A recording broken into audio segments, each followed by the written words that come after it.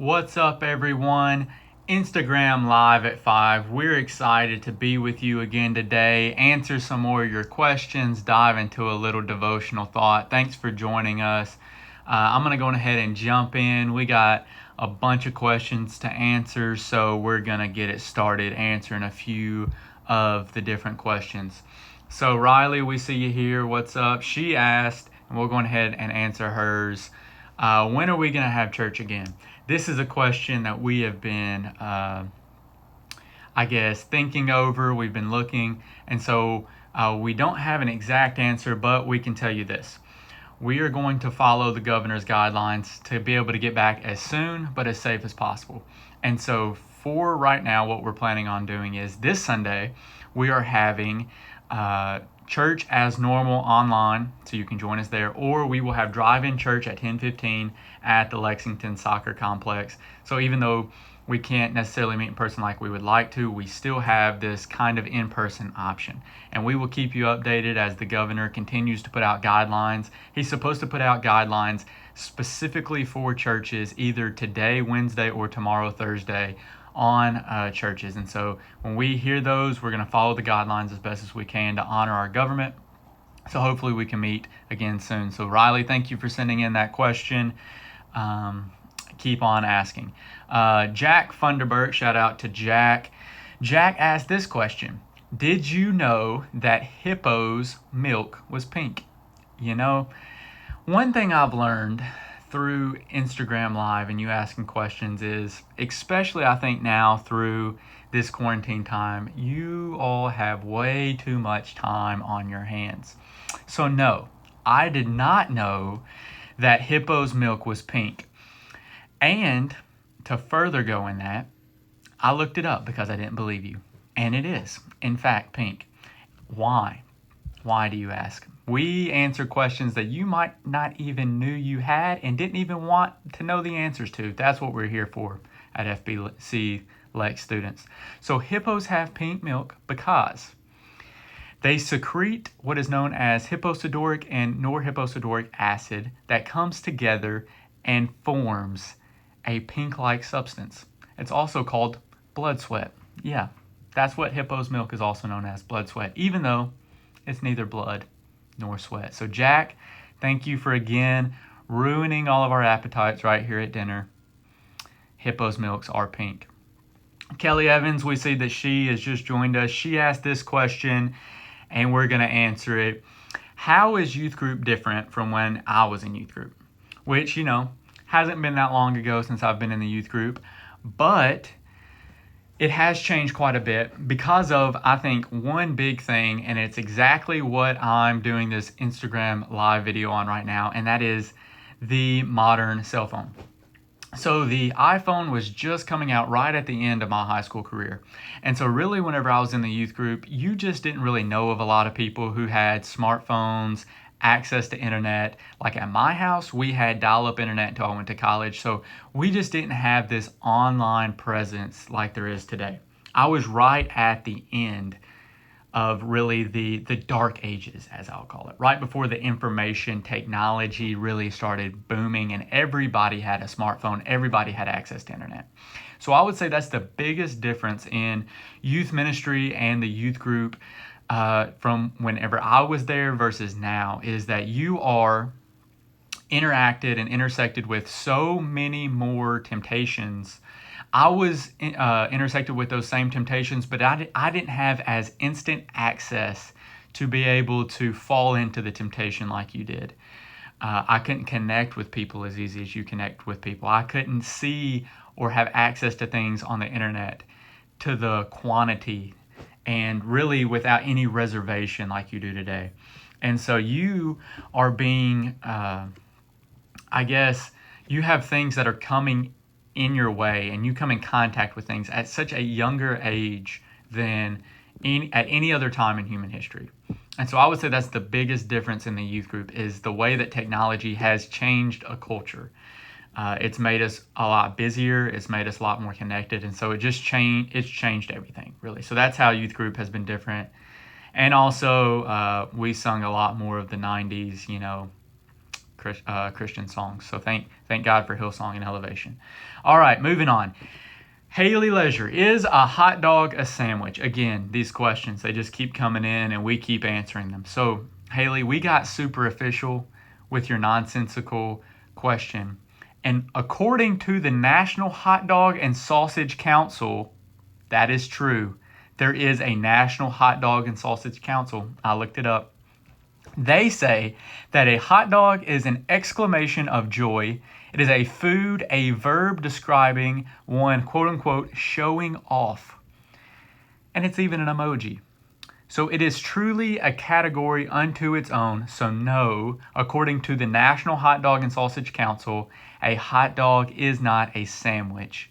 It is its own individual category. So there you go, Haley. A hot dog, not a sandwich, according to the very council who is over this. All right, one question the Bible leaves unanswered. If I could have an answer to one question the Bible leaves unanswered, what question would I want that to be? That's a hard question, but I would say, let's see. I would say if there could be one question the Bible leaves unanswered, the first thing that comes to mind would be when is Jesus coming back? But then that's also kind of like the question of, would you want to know when you're going to die? While that's the first thing that comes to mind, like when is Jesus coming back, question we have unanswered. I honestly don't know if I would want that question. And so I would say the Bible, this isn't really even a question, but a question I would have, and if I could ask Jesus, it would be, how did he sit and have a meal with a guy he knew was about to betray him, yet he still washed his feet, he still had a meal with him? That would be my question. It's not really a question that's posed in the Bible, but it's a question I have in an instance that I'm like, Jesus, how could you have done that? How could you have literally been so humble? I know that you're God, but man, that's next level stuff. Washing the feet of somebody who you know is going to betray you. We'll piggyback off of that deep question I see in the comments they're asking about Nathan's question. Nathan asked this: why did God create evil? I think that's kind of a loaded question, because I would say I don't think God created evil. What God created was, we talked about this last week, the option for free will. And so while God created man, he created us with the ability to make decisions. We can choose whether we make good decisions or bad decisions. I'm leaving it at that. We can get a lot deeper, but we have a lot more questions, a lot more time. So that's what I'm going to say. God created the choice of it, but I don't think he necessarily created it. Let's see. What do you do? This is another good one, sent in by Gracie McEarl. What do you do when you feel like your prayers aren't being answered? Good question. What do you do when you feel like your prayers aren't being answered? All right. I'm just going to say what I do personally a lot of times is this. I get impatient. I start asking God questions. I start trying to fix things myself. When I personally feel like my prayers aren't being answered, Ryan gets impatient. Now, what should you do? That should probably be the better question there. You should, I think, pray more. So when your prayers aren't being answered, spend more time in prayer for God. And if you still aren't seeing the answer that you want, then I would start maybe changing my prayers. If you are praying a certain thing and God isn't answering it, maybe his answer is no. And so we should start changing our prayers and saying, okay, God, I've been praying for this, when maybe I should word it, or I should really be praying for something else. Or God can just be teaching you a season of relying and trusting in him. And so his answer is not yes or no, but not right now. Just think about Abraham. Abraham was promised a son, Isaac, but he had to wait 25 years before he received that promise. And so sometimes our answers to our prayers are yes, sometimes they're no, sometimes they're wait. And so that's difficult because we aren't God and we don't know what category our prayers are falling into. But I would say keep praying, maybe pray and ask God, how do I need to be changing my prayers? And then, as difficult as it is, be patient and trust that God has the better plan in store for you. And so just wait and trust that He will answer in His way and in His time. All right, so let's see. I think I've answered all of the questions that you've sent in today. Hey, I just want to say this. Thank you so much for sending in questions week in and week out. It helps this IG Live go so much better. One more. All right, so I want to see your answers to this in the comments of your thoughts. So the question was this: how old are you? So how old am I? That was the question. So let's see in the comments how old you think I am before I come out and answer. So yeah, Max Phillips asked, how old are you? We're not seeing any interaction. So I get mistaken a lot of times for a lot younger than I am. 22, 89. I wake up feeling 89 about every day. 27. Aaron, you're close. 26. Y'all are, 26. Y'all are shooting all around, I'm 28 years old. 21. Hey, at least I'm legal in Kelly's guess. But yes, I'm 28 years old, as mind-blowing as that may seem. So yeah. All right. So again, thank you so much for sending in the questions. 13, I act that way sometimes. Yes, thank you for all of those now posting 28 years old after I've answered the question. But again, thank you so much for sending in questions. It makes this go so much better week in and week out. And so keep sending in questions. We're going to, we're going to do a Zoom meeting. We don't know when yet, so keep your eye out for that. We had a challenge video, the chair challenge. We got one coming out again next Monday. So we got those videos, so keep checking out our social media. A lot of good things going on. So we started a few weeks ago this idea of the average Joe.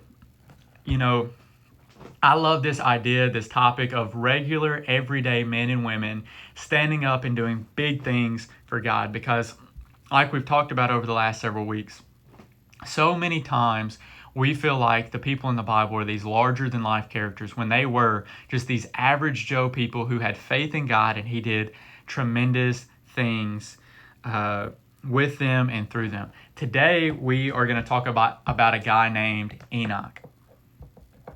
And so Enoch in Hebrews 11, 5 and 6 says this: by faith Enoch was taken away, so he did not experience death, and he was not to be found because God took him away. For prior to his removal he was approved, since he had pleased God. Now without faith it is impossible to please God, for the one he draws near to Him must believe that He exists and rewards those who seek Him.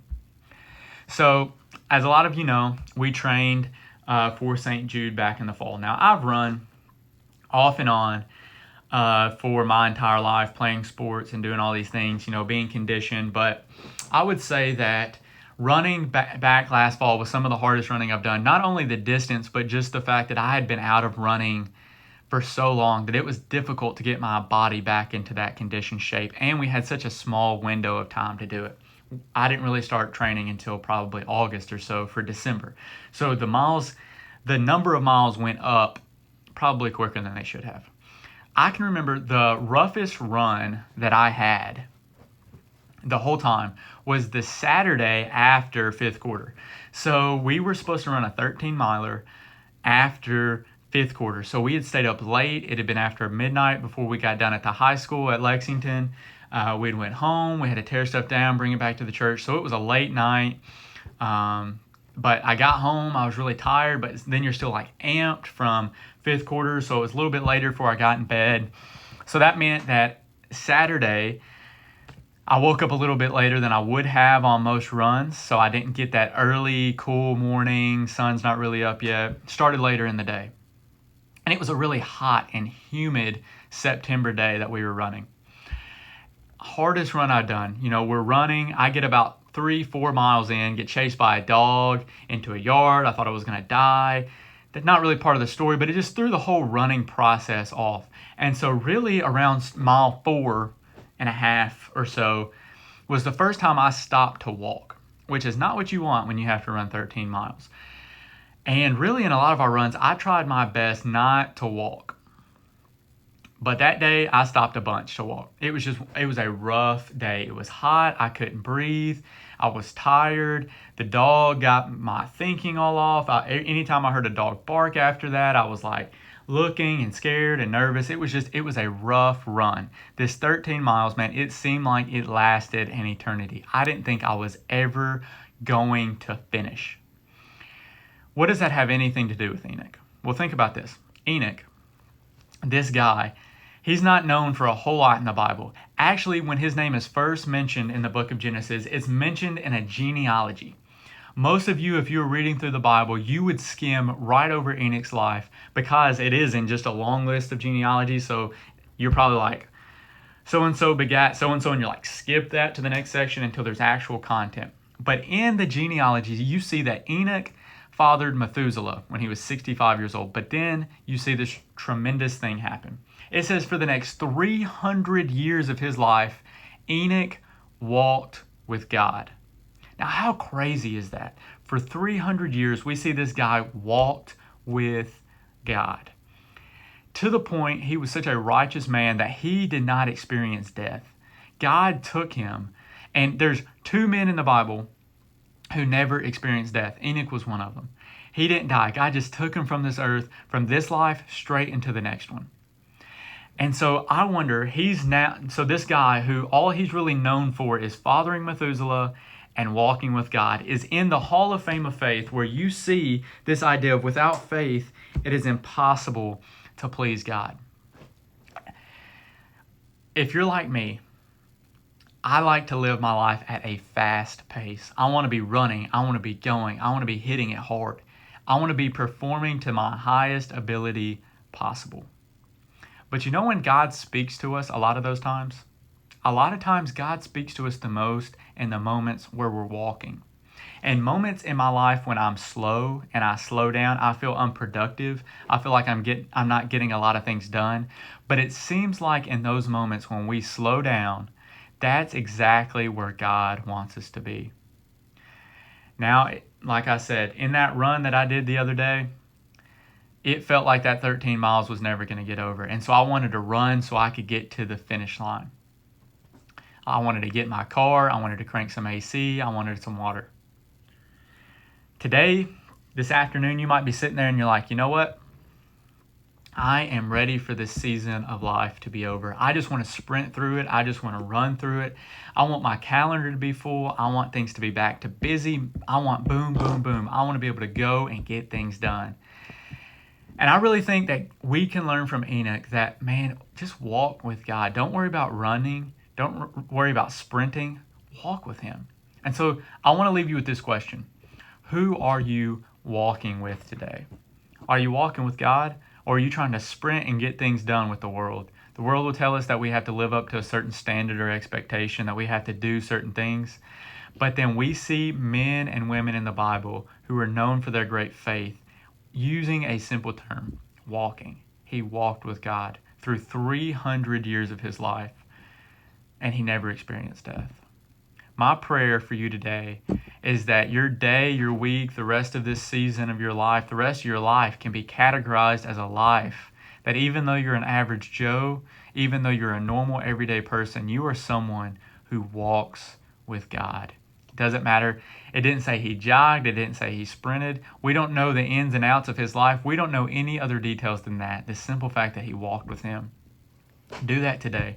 Are you walking with God? Man, we love you. We care about you. We've been praying for you. We hope to connect with you again soon.